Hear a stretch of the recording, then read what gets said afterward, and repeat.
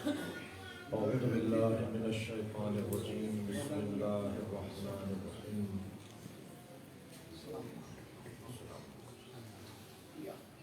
الحمد لله الذي لا يبلغ مدحته القائلون ولا يحصي نعماءه العادون ولا يعدي حقه المجتهدون الذي ليس لصفته حد محدود ولا نعت موجود ولا وقت معدود ولا أجل ممدود فطر الخلائق بقدرته ونشر الرياح برحمته الصلاة والسلام على الرسول المسدد المصطفى الأمجد المحمود الأحمد سيدنا ومولانا ومولى الكونين جد الحسن والحسين معاني أبا القاسم محمد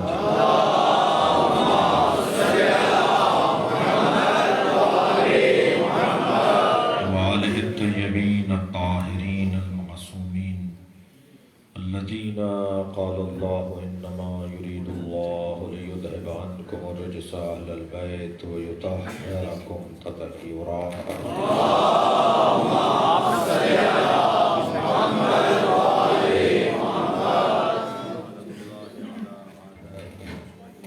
قوم عداوتهم إلى قيام يوم الدين أما بعد قال الحكيم في قرآن الكريم بسم الله الرحمن الرحيم يا أيها الذين آمنوا من يرتد منكم عن دينه فسوف يأتي الله بقوم يحبهم ويحبونه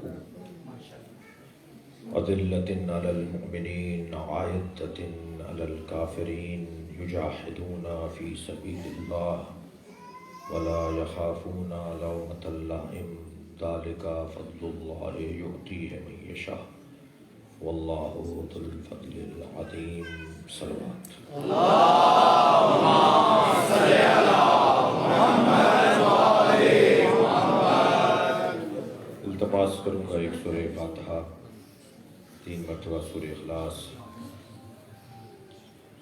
خادم قوم معمار ملت غمگسار تشیع حضرت سیٹھ شیخ نوازش علی رحم اللہ من قرأ الفاتحہ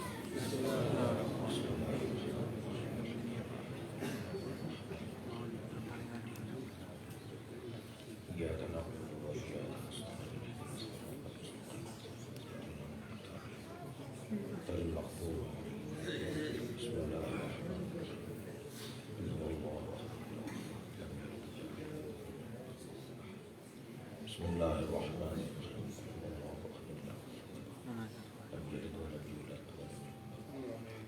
بسم اللہ الرحمن الرحیم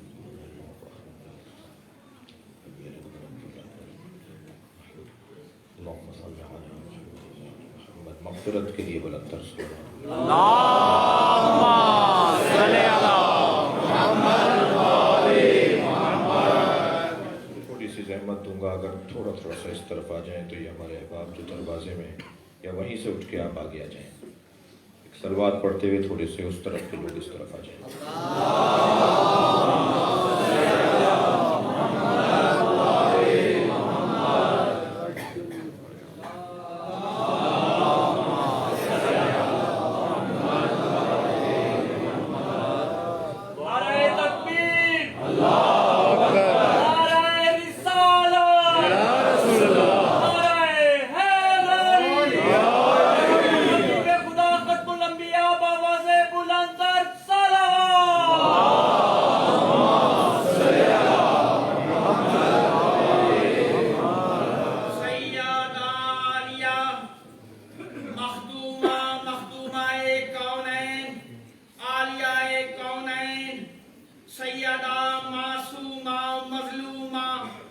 سیدہ آسیہ مرضیہ راضیہ شہیدہ صدیقہ کاملہ عابدہ ساجدہ محدثہ سیدہ طیبہ طاہرہ مطہرہ خیر النساء سیدہ بطول عذرا ام ابیہا مرکز رسالت جزو رسالت مرکز امامت مرکز رسالت سیدہ دختر رسول سیدہ مرکز انوار قصہ دختر طاہا سیدہ مادر شبیر و شبر فاتح مباہلہ مرکز مباہلہ سیدہ ملکہ عصمت ملکہ حیا ملکہ بہروبر ملکہ فردوس ملکہ فردوس مصورہ فردوس زوجہ امیر المومنین کل قرآن شریک القرآن سیدہ لائلۃ القدر سورہ کوثر سیدہ آیہ تطہیر سیدہ کنیز خدا حجاب اللہ جلال کبریا و رضا کبریا مشکل کشا کے مشکل کشا سیدہ نصیر کبریا ناصر انبیاء ولی خدا توقیر کبریا نور کبریا سیدہ ضیاء نور کبریا بنت رسول فاطمہ زہرا صلوات اللہ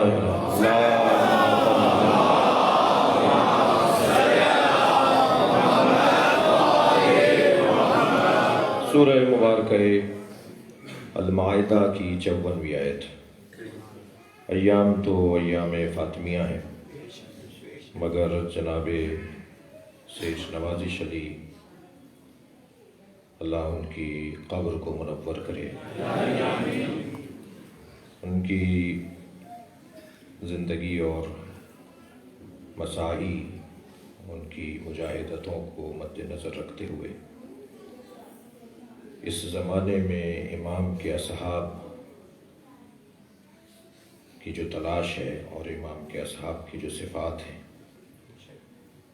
آخری زمانے میں جن کے ہاتھ میں تسلط اور اختیار ہوگا، اللہ جن کے حوالے اپنا نظام کرے گا، جن کے انتظار میں در حقیقت ہم ہیں تاکہ امام بھی آ جائیں، اور وہ بہرحال معصومین نہیں ہیں، غیر معصوم ہستیاں ہیں جن میں یہ کمالات پائے جائیں تو امام کا ظہور قریب ہو جائے گا۔ ان کی صفات اور اس آخری زمانے میں اللہ کے نیک بندوں کی عادات اسے مد نظر رکھتے ہوئے اس آیت کا انتخاب کیا ہے۔ ارشاد حضرت ہدیت ہو رہا ہے، یا ایھا الذین آمنوا، بات بھی ہو رہی ہے تو مومنوں سے ہو رہی ہے۔ اللہ کو مومن بہت عزیز ہے، اللہ کو صاحبان ایمان بہت اچھے لگتے ہیں۔ مومن بہت بڑا آدمی ہوتا ہے، اللہ جس سے بات کرے اس صاحب قسمت کو مومن کہا جاتا ہے۔ یا ایھا الذین آمنوا، اے صاحبان ایمان۔ اب بات ایسی لگ رہی ہے، آغاز ایسا ہو رہا ہے کہ گویا کچھ تعریفیں ہوں گی، کچھ ان کی تمجید ہوگی، کچھ حوصلہ افزائی ہوگی، لیکن کیا کریں کہ معصومین کے علاوہ کوئی کتنا ہی بڑا مومن ہو جائے، کیونکہ اس پہ اللہ کی خاص عنایات جو معصومین کو حاصل ہیں وہ نہیں ہوتی، تو وہ کسی نہ کسی مرحلے اور منزل پر آ کر بہکنے کا، بھٹکنے کا، بگڑنے کا حصہ بن سکتا ہے۔ لہذا مومن بھی ہو گئے تو ایک ڈرے ڈرے خوف زدہ، ایک خوف اور امید کی کیفیت میں رہا جائے، صاحبان ایمان ہو جانے کے بعد بھی کہیں تکبر نہ ہو کہ ہم مومن ہو گئے ہیں۔ اہل علم تشریف فرمائے ہیں، اہل تقوی بیٹھے ہوئے ہیں۔ عزیزان گرامی، مومن کی علامتوں میں سے ایک علامت معصوم فرماتے ہیں کہ مومن ہو، مفہوماً عرض کر رہا ہوں، مومن ہوتا ہی وہ ہے جو خوف اور امید کی درمیانی کیفیت میں رہتا ہو، نہ خوف محض، نہ امید مطلق، نہ مسلسل امید اور نہ ہی خوف، نہ ہی قبر میں بچھو نظر آتے ہوں اور نہ ہی قبر میں بچھو نظر آتے ہوں اور نہ ہی اپنی عبادتوں میں غرور ہوتا ہو، بلکہ بلا تشبیہ مومن کی کیفیت ایسی ہونی چاہیے کہ جیسے کوئی موٹر وے پر مثلاً کراچی سے لاہور آ رہا ہو، اسلام آباد سے لاہور آ رہا ہو، اس شاہراہ پر دوڑنے والی تیز گاڑیاں ایک لمحے کی غفلت اور موت کا پیغام، ایک لمحے کی غفلت انسان کو موت کے دروازے تک لے جائے گی، یہ ہے خوف، اور تیز رفتار سواریوں کا منزل کے قریب ہونا یہ ہے امید. یعنی انسان ایک ہی وقت میں خوف کا شکار بھی ہے اور امید کا شکار بھی ہے, امید کا حامل بھی ہے. مومن اسے کہتے ہیں کہ جو اپنے گناہوں کے عذاب سے خوف زدہ بھی رہتا ہو اور اہل بیت کی شفاعت کا امیدوار بھی ہو. صلوات پڑھیں گے محمد وآلہ.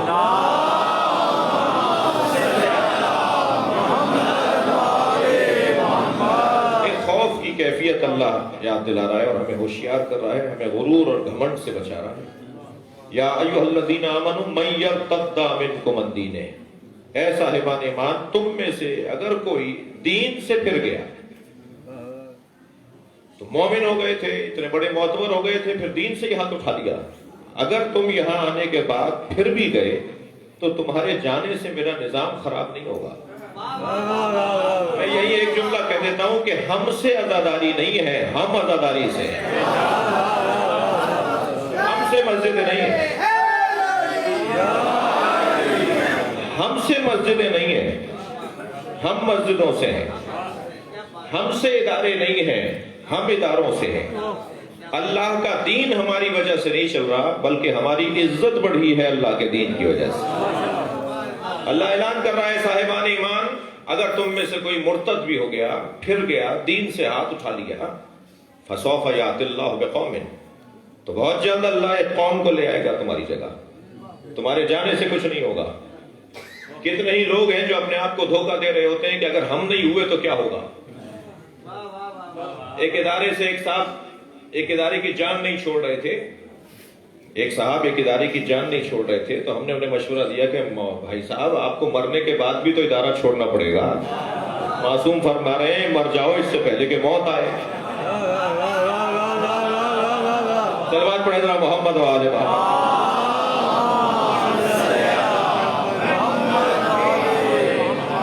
ایک اور صلوات ہدیہ کریں گے محمد وآلہ.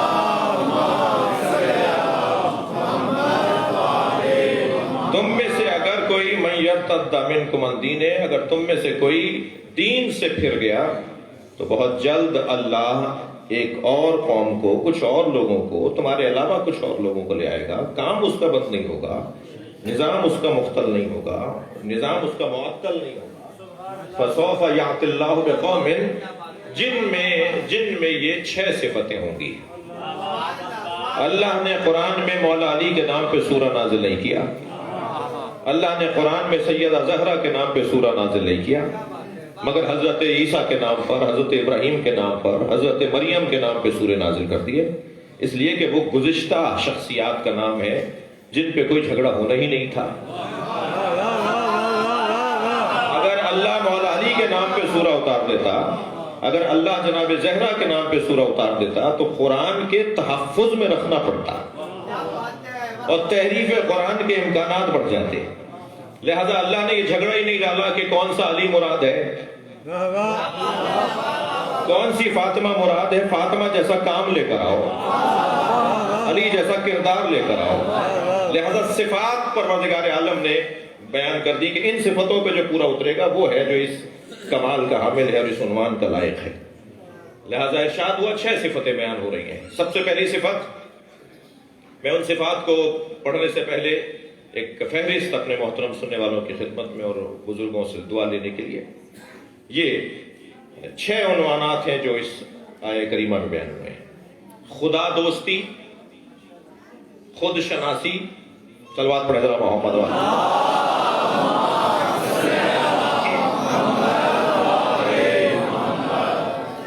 خدا دوستی, خود شناسی, تیسری صفت تواضع, چوتھی صفت تکبر, پانچویں صفت جہاد اور چھٹی صفت ہمت اور حوصلہ. یہ الفاظ میرے ہیں, قرآن کیا ہے, اللہ کا کلام علیحدہ ہے. اللہ کی جانب سے بیان کردہ 6 صفات کو میں نے اپنے الفاظ میں ڈالا ہے, اپنی محاوراتی زبان میں ڈھالنے کی کوشش کی ہے. 6 صفتیں جس کے اندر پائی جاتی ہوں, پروردگار عالم اپنا نظام ان کے حوالے کر دے گا, اللہ کا نظام ان کے حوالے ہو جائے گا. سب سے پہلی صفت خدا دوستی, خدا محبت کرتا ہو. اللہ محبت کرتا ہو. میرے مولا نے مالک اشتر رضوان اللہ تعالی علیہ کو جو عہد نامہ لکھ کر دیا، مصر کا گورنر بناتے ہوئے نظام حکومت لکھ کر دیا، حکمران کا مزاج جو مولا علی نے بنایا، اس پورے خط میں جو عہد نامہ مالک اشتر کے عنوان سے یاد کیا جاتا ہے، اس پورے خط میں مولا علی نے کوئی آیت سے استفادہ نہیں کیا. علی سے بڑھ کر کوئی قرآن ہے؟ میں تو اپنی تقریر کو مضبوط بنا رہا ہوں، بنا سکتا ہوں، بنانا چاہیے، بناتا ہوں قرآن پڑھ کر نا. اللہم صلی کھڑے کیسے کہتے ہیں؟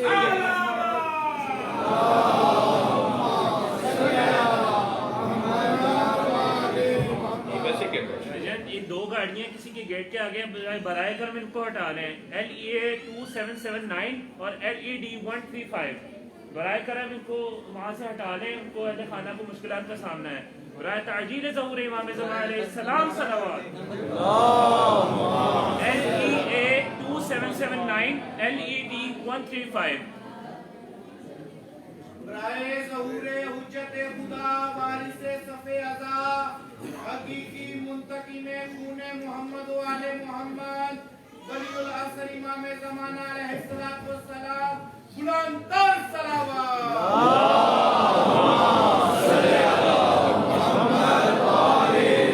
اس سے بہتر اور بلند صلوات.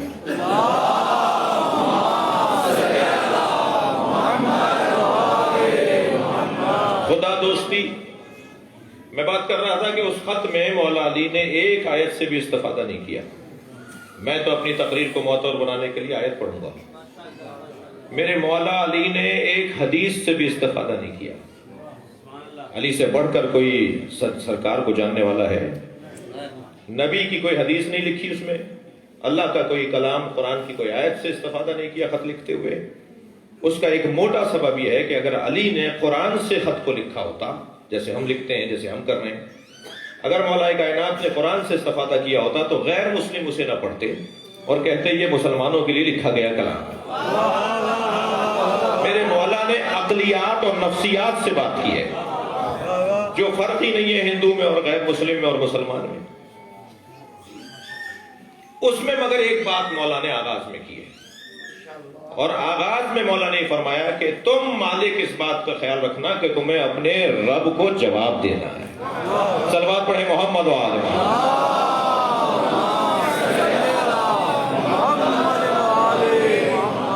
خدا دوستی، پھر خود شناسی.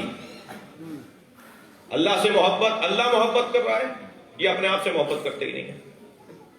اللہ اس سے محبت کر رہا ہے مگر یہ اپنے آپ سے محبت نہیں کرتا. لہذا دوسرا مرحلہ یا اہم ترین مرحلہ ہے خود شناسی. یہ سب کو پہچانتا ہے، اپنے آپ کو نہیں پہچانتا. یہ آسمانوں میں سفر کر رہا ہے، زمین کی تحت الثری تک پہنچ چکا ہے مگر اپنے آپ تک نہیں پہنچا. سب سے مجہول مخلوق اگر کائنات میں کوئی ہے جسے پہچاننا سب سے زیادہ مشکل ہے تو وہ خود انسان ہے. یہ سب کو جانتا ہے اور اپنے آپ کو نہیں جانتا.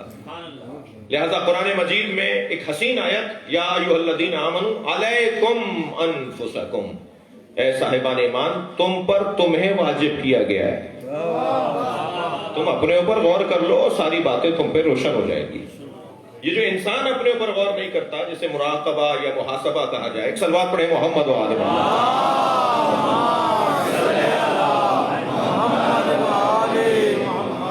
دوسرے منزل خود شناسی. تیسرا عنوان تواضع، انکساری، خاکساری. چوتھا عنوان تکبر، مزاج نہ بن جائے تواضع کا، عادت نہ بن جائے جھکنا. دیکھو کہاں جھکنا فریضہ بنتا ہے اور کہاں اکڑنا فریضہ بنتا ہے. ہمیشہ جھکنے والا مومن نہیں ہے اور ہمیشہ اکڑنے والا مومن نہیں ہے. جہاں جیسی ضرورت ہے اس کے مطابق اپنے رویے کو بنایا جائے.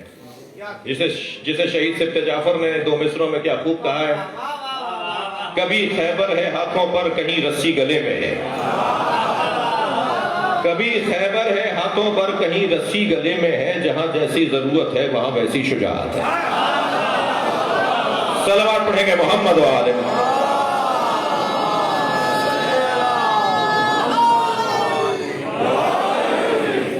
تکبر، تواضع کے ساتھ تکبر بھی ہو. وہ اچھا مومن انسان نہیں ہے جو متکبر نہیں ہوتا. کبھی اکڑ کر بھی دکھاؤ, کبھی گردن بھی ٹیڑھی کر کے دکھاؤ, کبھی جھٹکا بھی دو کسی کو. تکبر. پانچویں صفت جہاد, اللہ کی راہ میں کوشش, جد و جہد, فارغ نہ بیٹھنا, ہاتھ پہ ہاتھ رکھ کے نہ رہ جانا, ہار نہ مان جانا ماحول سے, زمانے کا رونا نہ رونا, حالات سے متاثر ہو کر زندگی نہ گزارنا, سستی کا شکار نہ ہو جانا, کسالت نہ آ جائے, سستی نہ آ جائے, نہیں کوشش, جد و جہد. اور چھٹی صفت پروردگار عالم نے بیان فرمائی, ہمت اور حوصلہ. لوگ اگر تمہیں ملامت کریں, مذمت کریں, تمہیں تنگ کریں, تمہیں چپتے ہوئے جملے کہیں, تو خبردار کاموں سے ہاتھ نہیں اٹھانا. ہمت, حوصلہ. تمہیں اپنے رب کو راضی کرنا ہے چاہے ساری دنیا ناراض ہو جائے. وہ جو وقتی طور پر لوگ ناراض ہوتے ہیں, اس سے ہمت نہ ہارنا. جس اللہ کی خاطر تم نے لوگوں کو ناراض کیا ہے, اب اس کی ذمہ داری ہے, اس پر واجب ہے کہ لوگوں کو راضی کرے. لہذا وہ رب پھر انہیں راضی کرے گا. ساری دنیا ایک طرف ہو جائے, تم بس یہ دیکھو تمہارا رب تم سے کیا کہہ رہا ہے. یہ 6 صفتیں امام کے اصحاب کی صفتیں ہیں, اور اس کے لیے ہم سب شوق رکھتے ہیں, چاہتے ہیں کہ ہم بھی ان اصحاب میں سے ہوں, ان 313 میں سے, یا ان 10,000 میں سے ہوں جو 313 کے زیر نظر ہوں گے. پھر ان 10,000 کے نیچے جو 10 لاکھ کی تعداد ہوگی, وہ 313 جو سپہ سالار اور جرنیل ہوں گے. ایک صاحب کہنے لگے کہ جی 313 ہمارے مجتہدین نہیں ہے کیا جو امام ظہور نہیں کر رہے؟ تو 313 صرف عالم نہیں چاہیے, شجاع بھی چاہیے. ایک صلوات پڑھ لیں محمد و آل محمد.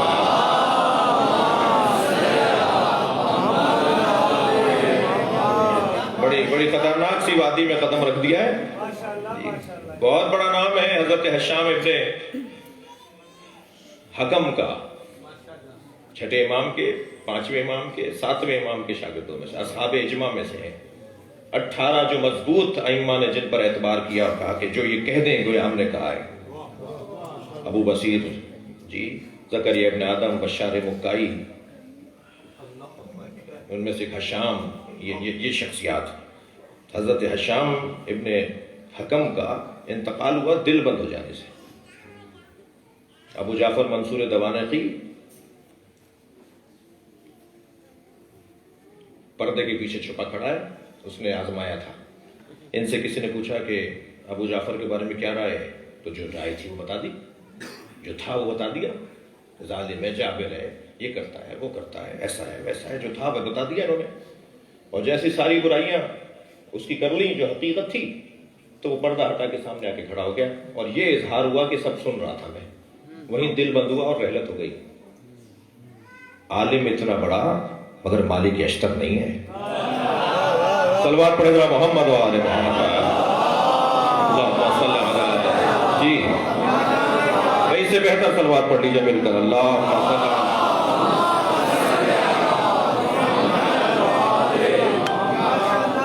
اب یہ 6 صفتیں امام کے اصحاب کی بیان ہوئی, انہیں اللہ کے الفاظ میں, قرآن کی آیت میں, یا ایھا الذین آمنوا من یرتد منکم عن دینہ فسوف یأتی اللہ بقوم, اللہ ایک قوم کو لے آئے گا جن میں سب سے پہلی صفت یہ ہوگی یحبہم, اللہ ان سے محبت کرتا ہوگا.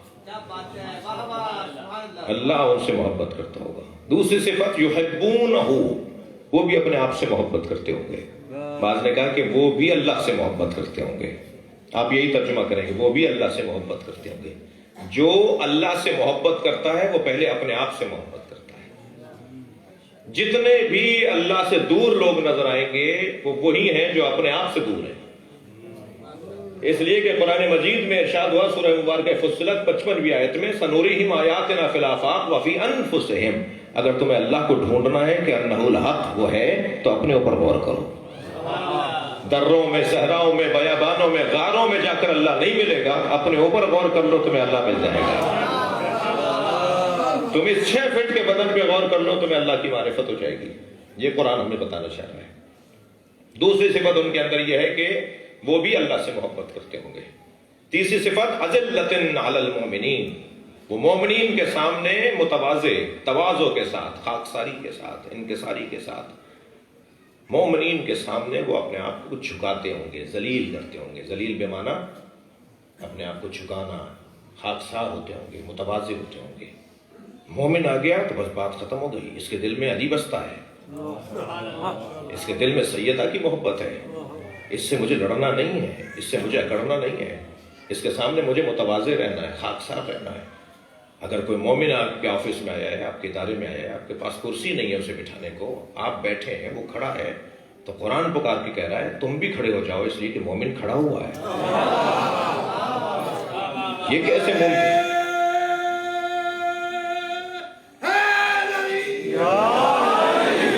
خبردار، مومن سے اکڑ کر بات نہیں کرنا، مومن کے سامنے متواضع. یہ والی وادی تھوڑی افسران کے لیے ذرا زیادہ محسوس کرنے کی ہے. جی الحمدللہ جن نے اللہ نے عزت عطا کی ہے، منصب عطا کی ہیں، وہ ذرا اس مشکل سے گزرتے ہیں. وہ کہتے ہیں اگر میں نے اس کا احترام کر لیا تو لوگ کہیں گے تم نے اپنے ادارے کو امام بڑا بنا لیا. بھائی امام بڑا نہیں ہے، کہیں اور جا کے بات کرنا. ایک آیا ملنگ مولائی بیچارہ سادہ آدمی تھا، اس نے آپ کو سمجھا کہ آپ مولائی ہیں اور سب کے سامنے یا علی مدد بول دیا، تو آپ کا منہ کیوں اتر گیا؟ کہ اگر میں نے مولا علی مدد جواب دے دیا تو لوگ کہیں گے کہ انہوں نے تو امام بڑا بنایا ہوا ہے. جس مولا کی وجہ سے تمہیں عزت ملی ہے، کرنے کی کیا بات ہے؟ اور یہ پاکستان میں بات کر رہا ہوں، صلوات پڑھے محمد وآلہ محمد.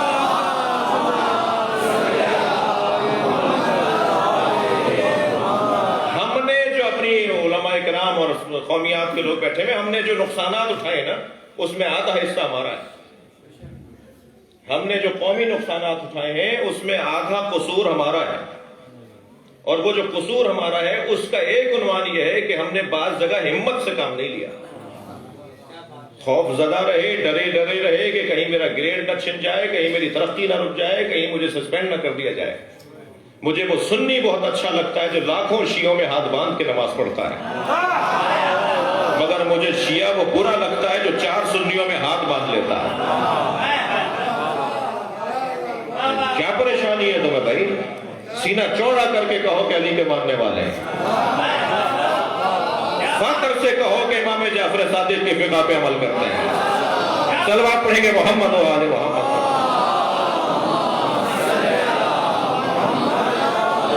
مجھے معلوم ہے میری اس گفتگو سے کچھ لوگوں کو کچھ یہ پریشانی ہوگی کہ جذباتی باتیں آپ نے 85 جذباتی کام ذاتیات کے لیے کر لے ہوں گے، ایک دفعہ مولا کے لیے بھی جذباتی ہو جائیے.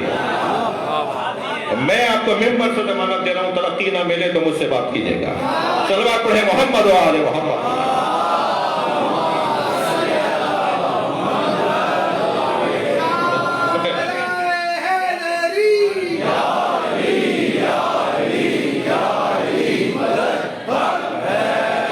مومنین کے سامنے متواضع، اذلۃ علی المؤمنین. اور چوتھی صفت اعزۃ علی الکافرین. مگر تواضع کا یہ عادت نہ بن جائے. ہمیں تکبر بھی چاہیے، ہمیں غرور بھی چاہیے. اونچی آواز میں بات کرنا بھی تمہیں آتا ہو. ہمیشہ ہاتھ پیر پھلانے والا مومن نہیں ہے. کبھی کسی اور کے بھی ہاتھ پیر پھلوائے، کبھی کسی اور کو بھی ڈرائے دھمکائے. لہذا قرآن پڑھ رہا ہوں نا میں، تو قرآن کہہ رہا ہے کہ تکبر بھی کر کے دکھانا ہے تمہیں. اور وہ تکبر کس کے سامنے؟ جو اللہ کوئی نہیں مانتا اسے ڈرنا کیا؟ جو اللہ کا کھاتا ہے اور اللہ کا گاتا نہیں ہے اسے ڈرنا کیا؟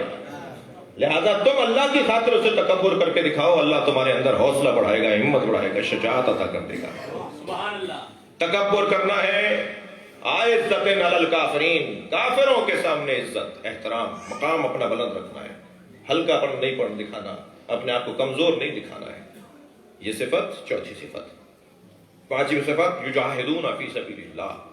یہ اللہ کی راہ میں جہاد کرنے والے ہوتے ہیں. اور اہل علم زیادہ متوجہ ہیں، میں طالب علم ہوں، کہ جہاد کا مطلب کوشش ہے، جد و جہد ہے، مجاہدت ہے. اجتہاد اسی خاندان کا لفظ ہے، کوشش کرنے والا. ہر شخص کے اندر جو صلاحیتیں ہیں اسے اللہ کی خاطر استعمال کرنا جہاد ہے. کوئی اچھا لکھ سکتا ہے تو جہاد بالقلم، کوئی اچھا بول سکتا ہے جہاد باللسان. جی ہر شخص کا جہاد علیحدہ ہے. جتنے لوگ ہم بیٹھے ہوئے ہیں ہم سب علیحدہ علیحدہ میدانوں کے مجاہد ہیں. ہر میدان کا علیحدہ مجاہد ہو سکتا ہے.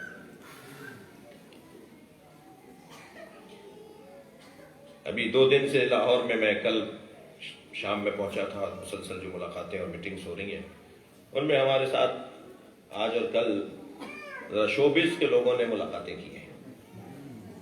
ڈر ڈر کے بول رہا ہوں کہ کہیں میرے اوپر کچھ مشکل نہ آ جائے. تو بھائی وہ چاہتے ہیں کہ کسی سے اپنا درد دل کریں, اپنا مسئلہ پوچھیں, اپنی الجھنوں کا کوئی حل نکالیں. جی کہاں جائیں, وہ کس سے پوچھیں, کس سے جا کے بولیں. جی تو بہرحال میں نے تو کوشش کی کہ خدا نخواستہ کوئی تصویر نہیں کھنچ جائے. تو میں ایک مشکل میں آ جاؤں گا کہ جی مولانا فلاں گلوکار سے مل رہے تھے اور فلاں اداکار سے مل رہے تھے.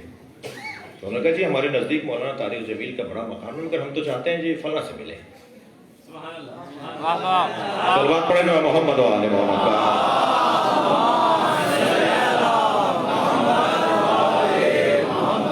کیا میں دروازے بند کر دوں؟ ہماری طرف سے دروازے بند ہونے چاہیے کہ نہیں؟ ان سے بات ہی نہیں ہوگی. اور الحمدللہ دونوں نشستوں کے اندر جو ایک مشترکہ بات میں نے ان سب سے کی, میں نے کہا تم کسی بھی شو میں کسی بھی جگہ ہو نماز نہ چھوڑو, تم بہت ساری چیزوں سے بچے رہو گے. اور ان میں سے ایک نے اس بات کا اظہار کیا کہ جس دن میں نے نماز پڑھی اس دن میں بہت سی الجھنوں سے بچی. صلوات پڑھیں ذرا نبی کی ذات پہ.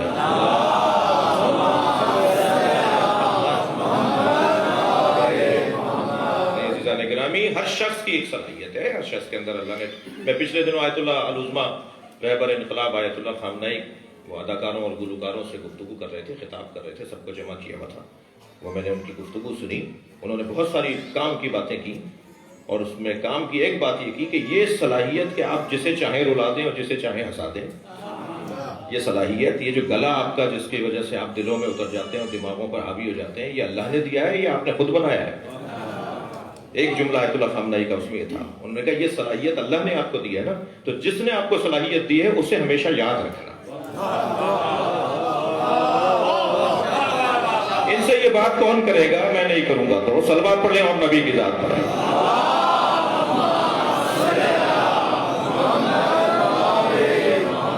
لہذا جہاد یعنی اللہ کی راہ میں اپنی صلاحیتوں کا استعمال. یجاہدون فی سبیل اللہ. اور چھٹی صفت لا یخافون ولا یخافون لومۃ لائم. وہ ملامت کرنے والوں کی ملامت سے خوف زدہ نہیں ہوتے. جب آپ کا ضمیر مطمئن ہو, جب آپ کا دل اندر سے پکار کے کہے کہ آپ نے یہ اللہ کی خاطر کام کیا ہے, تو ساری دنیا ایک طرف ہو جائے, سب مذمت کرنے لگیں, تو مومن کی علامت یہ ہے. آخری زمانے صاحب العصر کے اصحاب کی علامت یہ ہے. ملامت کرنے والوں کی ملامت سے خوف زدہ نہیں ہوتے. لوگ کچھ بھی کہیں. تقریباً 200 سال تک کربلا کا واقعہ اور امام حسین کی قربانی پر غالب اکثریتی مسلمان وہ تھے کہ جو معاذ اللہ امام کی اس عمل کو پسند نہیں کرتے تھے, کہتے تھے غلط کیا ہے معاذ اللہ. لیکن آج اگر کوئی امام حسین کے دشمن کے لیے اتنی سی بھی گنجائش نکالے کہ ثابت نہیں ہے کہ یزید کا ہاتھ تھا, تو پاکستان سے تو چیئرمین شپ چھن جاتی ہے.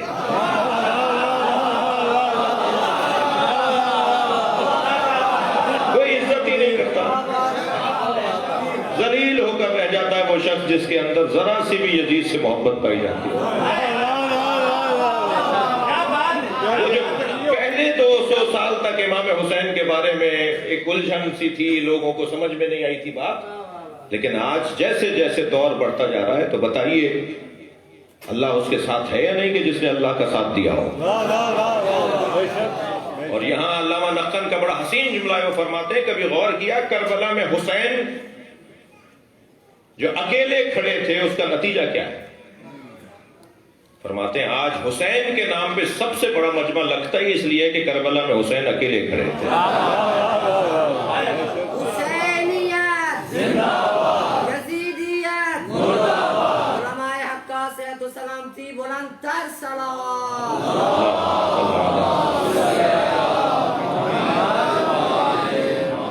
جگہ پوری تنگ ہوتی.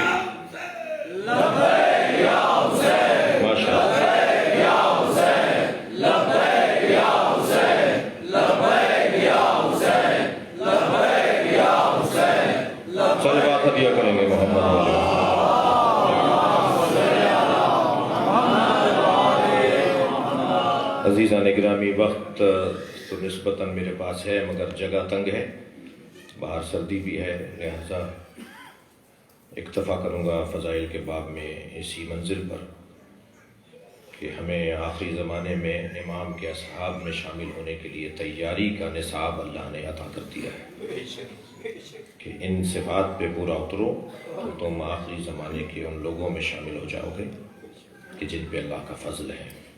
ذالک فضل اللہ، یہ اللہ کا فضل ہے، اور جسے چاہے وہ اپنے فضل سے ہمکنار کرے۔ جس کے انتظار میں ائمہ اہل بیت نے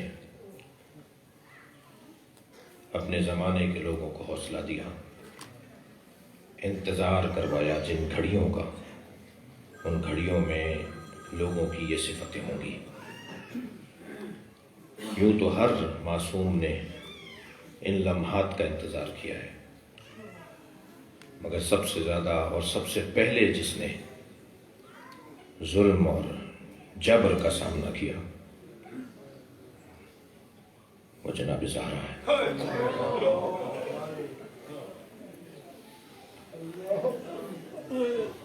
چلیے اپنے ذہنوں کو مدینہ لے چلیے۔ مدینے میں ایک گھر سے دھواں اٹھ رہا ہے،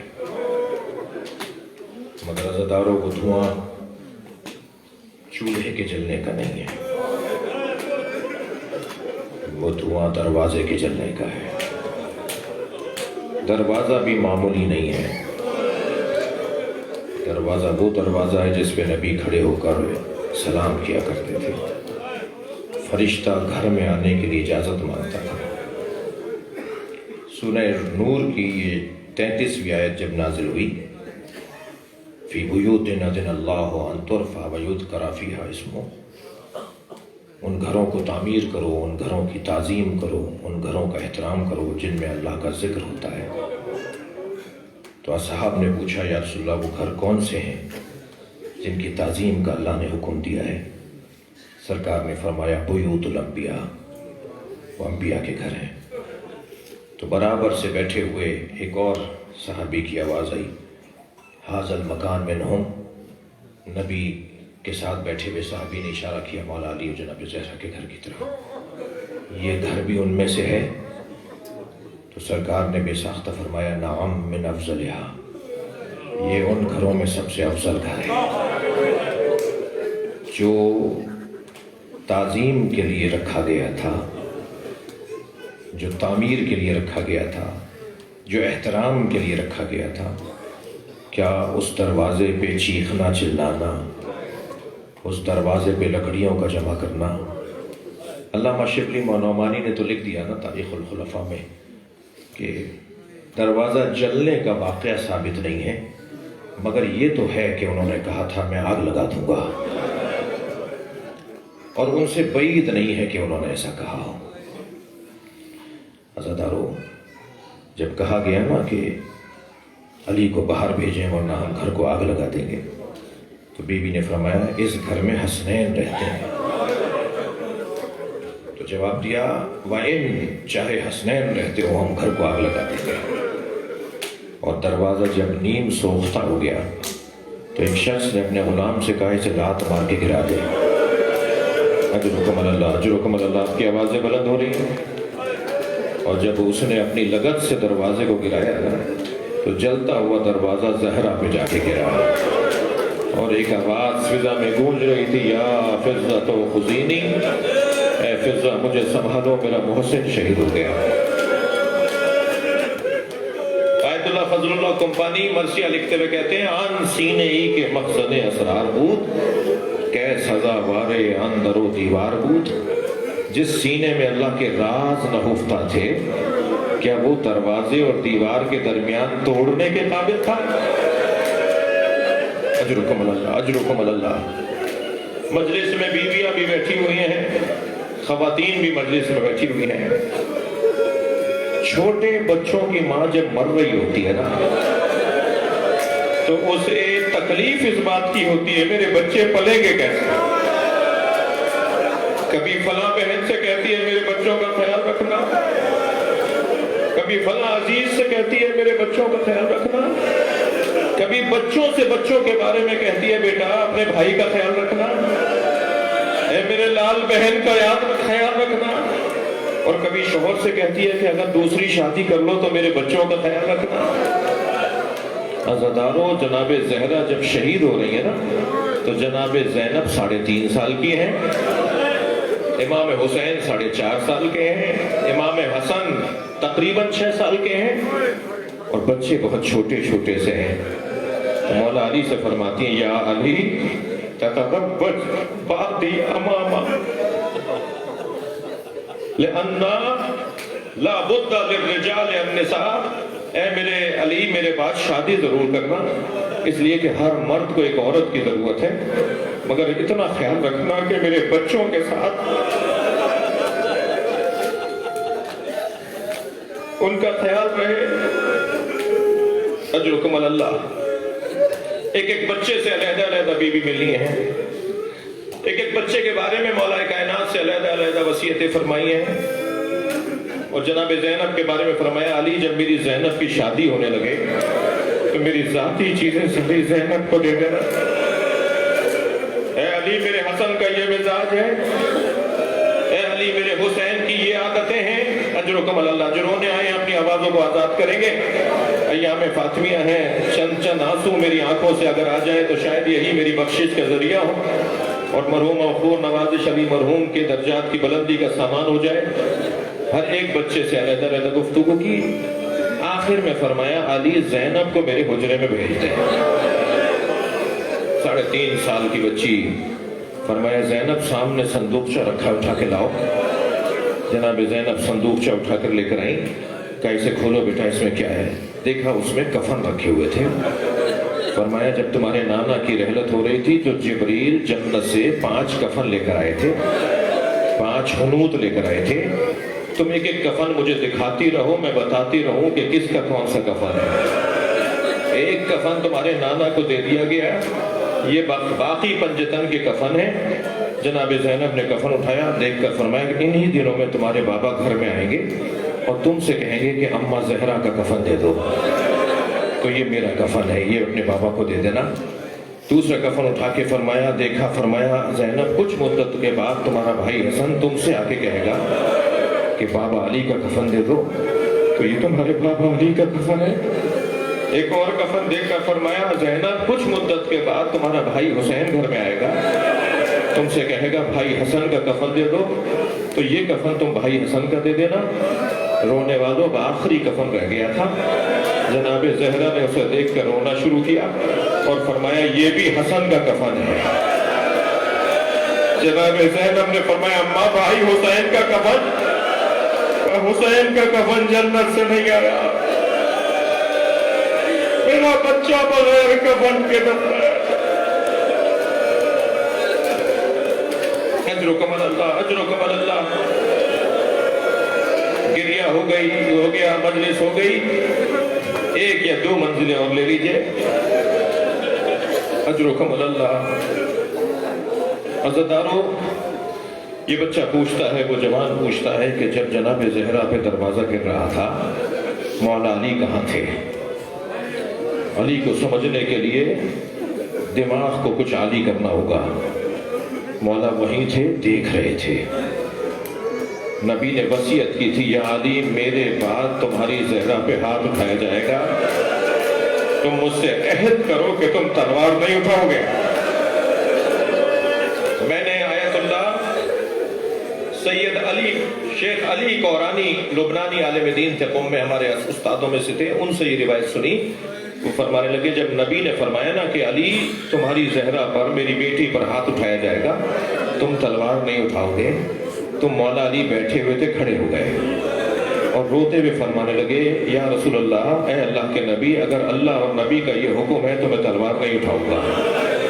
رونے والوں، اللہ نے ہر ایک سے اس کے مزاج کے مطابق امتحان لیا ہے۔ جناب زہرا کے مزاج میں مانگنا نہیں تھا۔ اللہ اکبر۔ کبھی اپنے بابا سے کچھ نہیں مانگا، کبھی اپنے شوہر سے کچھ نہیں مانگا، اور سیدہ کو اللہ کا حکم یہ ہے کہ بھرے دربار میں فدق مانگو۔ یہ امتحان جناب زہرا کا ہے۔ مولا علی کے مزاج میں غیرت مندی بہت تھی. ایک یہودی عورت کو بازار میں پٹتے ہوئے دیکھا. علی نے 3 دن کھانا نہیں کھایا.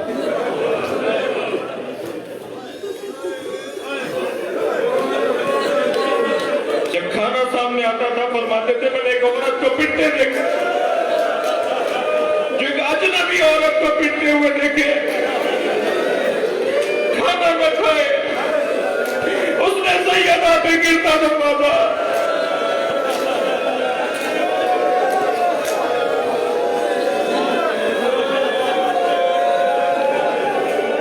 یا علی تمہارے سامنے تمہاری زوجہ پہ ہاتھ اٹھایا جائے گا مگر تمہیں تلوار نہیں اٹھانی. بعد میں خطبے میں فرمایا اگر میں نے نبی سے عہد نہ کیا ہوتا تو مدینے کی گلیوں کو میں اپنے مخالفوں کے خون سے رنگین کر دیتا, لیکن علی نے تلوار نہیں اٹھائی, برداشت کی. ایک دن تو مولا علی خاموش. حضرت عمار یاسر نے کہا, معاف کیجیے گا, حضرت سعد ابن سوہان نے کہا, صحابیوں کے نام میں کبھی تردد ہوتا ہے, حضرت سعد ابن سوہان نے فرمایا آج آپ بہت خاموش ہیں, آج کسی بات میں آپ کا دل نہیں لگ رہا. فرمایا تم نے دربار میں دیکھا قنفذ کو کتنا احترام دیا جا رہا تھا. یہ وہی ہے جس نے لات مار کے دروازہ گرایا تھا, صحرا پہ تعزیہ نہ اٹھایا تھا. اجرکم اللہ. علی تلوار نہیں اٹھاؤ. مولا نے نبی سے فرمایا میں تلوار نہیں اٹھاؤں. میں اب رونے والوں سے ایک سوال کر کے ایک منزل لے رہا ہوں. یہ حکم تو مولا علی کو تھا نا, حسن و حسین پہ کیا گزری ہوگی. میرے ایک ملنے والے نے مجھ سے کہا مولانا میری زوجہ کے ساتھ کئی دن سے جھگڑا چل رہا تھا, تکرار چل رہی تھی, تو میں ہو رہی تھی. میں نے اپنی زوجہ کو ایک تماچا مار دیا. 3 دن کے بعد مجھے احساس ہوا کہ مجھے مارنا نہیں چاہیے تھا, تو میں نے اپنی بیوی سے معافی مانگی کہ مجھے معاف کر دو, میں نے تمہیں مارا. تو وہ مجھ سے کہنے لگی آئندہ کبھی ایسا ہو آپ غصے پہ قابو نہ پا رہے ہو تو بس اتنا ضرور خیال کیجیے گا میرے بچوں کے سامنے نہ ماریے گا. جب آپ مار رہے تھے میری بیٹی دیکھ رہی تھی اور وہ 3 دن سے بخار میں, اور ایک ہی جملہ کہتی اماں آپ کو بابا نے مارا. عزادارو امام حسن مدینے کی ایک گلی سے نہیں گزرتے تھے, جب وہ گلی آتی تھی رستہ بدل دیتے تھے. کسی نے پوچھا مولا آپ اس گلی سے کیوں نہیں گزرتے؟ فرمانے لگے میں کم سن تھا, ایک شخص نے میری ماں پہ ہاتھ اٹھایا تھا, جب اس گلی سے گزرتا ہوں وہ منظر مجھے یاد آ جاتا ہے. الا لعنت اللہ علی القوم الظالمین فسيعلم الذین ظلموا یا اللہ ان آوازوں پر رحمت نازل فرما, رونے والوں کی توفیقات میں اضافہ فرما, اور وہ مغفور کے درجات کو بلند فرما, ان کی کوتاہیوں سے درگزر فرما, ان کی خدمات کا انہیں بہترین اجر و ثواب عطا فرما, ان کی نسل میں جذبہ خدمت کو جاگزین فرما, ان کی اولادوں کو, ان کے بھتیجوں کو, پوتوں کو, ان سب کو, ان بچیوں کو اسی طرح اپنے بزرگوں کے طریقوں پہ عمل کرنے کی توفیق عطا فرما. امام زمانہ کے ظہور میں تاجیل فرما. ایک سورہ فاتحہ 3 مرتبہ سورہ اخلاص اور وہ مغفور کی بسم اللہ الرحمن الرحیم الحمدللہ رب العالمین الرحمن الرحیم یا